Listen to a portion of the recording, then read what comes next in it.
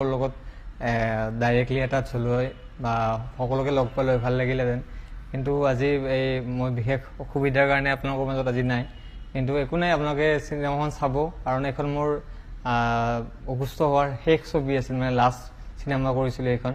আৰু চিনেমাখনৰ বহুতখিনি মমেণ্ট মোৰ এতিয়াও মনত আছে, বহুত ভাল লাগে। কাৰণ চিনেমাখন যেতিয়া আমি কৰিছিলোঁ মাজতে লকডাউন দুবাৰ পালোঁ আমি।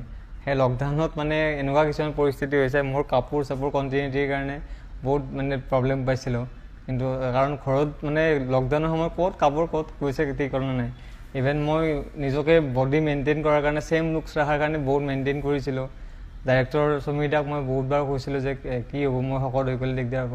তাৰপিছত মই বহুত মেইনটেইন কৰিলোঁ নিজকে। আকৌ য'ত মই দাঢ়ি চুলি কাটিছিলোঁ, আকৌ ছেইম লকডাউনৰ পিছত আকৌ তাত গৈ আকৌ ছেইম লুকছৰ কাৰণে আকৌ গৈছোঁ, সেইবোৰ কৰিছোঁ। তাৰপিছত চিনেমাখনত সঁচাকৈ গোটেই ইউনিটে বহুত কষ্ট কৰিছে। আৰু আপোনালোকে যেনেকৈ মোক মৰম দিছে, আজিলৈ ইমানখিনি মৰম দিছে, আশা কৰোঁ সকলোৱে চিনেমাখন চাই মোক সহায় কৰিব বা মৰম দিব বুলি মই সঁচাকৈ আশাবাদী। আৰু চিনেমাখন যিহেতু বহুত কষ্টৰে কৰা গৈছে, এখন চিনেমা কৰিবলৈ সকলোৱে গম পায় কিমান কষ্ট হয়। আৰু এখন মোৰ যিহেতু মোৰ ৰিচেণ্ট প্ৰজেক্ট, ক'ব গ'লে ৰিচেণ্ট প্ৰজেক্ট। আৰু এটা সময়ত মই যেতিয়া ডাবিং দিছিলোঁ, ডাবিং দিয়াৰ এটা কথা ক'ব বিচাৰিছোঁ।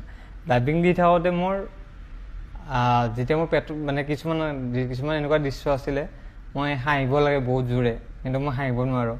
গৰম পানী ফ্লাক্স থাকে লগত, পানী খাওঁ তথাপি নোৱাৰোঁ, মানে সেই নোলায় মানে। তাৰপিছত মই তেতিয়া ভাগৰি পৰিলোঁ। তাৰপিছত মই সুমিদাক ক'লোঁ, সুমিদা মই ডাবিং দিব নোৱাৰিম। তাৰপিছত তেখেতে গুঞ্জন দা ধন্যবাদ দিব বিচাৰিছোঁ এই ক্ষেত্ৰত, তেখেতে সহায় কৰিলে। তাৰপিছত মই গুচি গ'লোঁ, মই হায়দৰাবাদ গুচিয়ে গ'লোঁ চিকিৎসাৰ কাৰণে। তেতিয়া খুব পেটৰ বিষ আছিলে ডাবিং দিয়াৰ সময়ত।